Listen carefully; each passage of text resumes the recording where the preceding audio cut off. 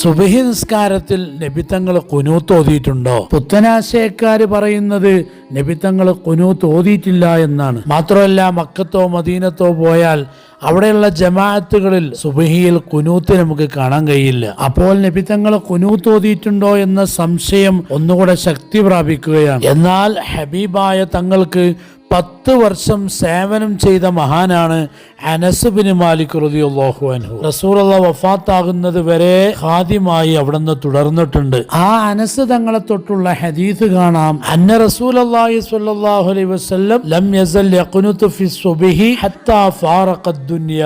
തീർച്ചയായും നബി തങ്ങൾ ഈ ദുനിയാവിൽ നിന്ന് വിട്ടുപിരിയുന്നത് വരെ സുബ്ഹി നിസ്കാരത്തിൽ ഖുനൂത്ത് ഓതിയിരുന്നു. കൂടെ കിടക്കുന്നവർക്കാണ് രാപ്പനി അറിയുക എന്നൊരു ചൊല്ലുണ്ട്. 10 വർഷം റസൂലുള്ളാഹിന്റെ കൂടെ നടന്ന സേവനം ചെയ്ത അനസ് ബിൻ മാലിക് തങ്ങൾ പറയുന്നു ഖുനൂത്ത് ഓതിയിട്ടുണ്ട്.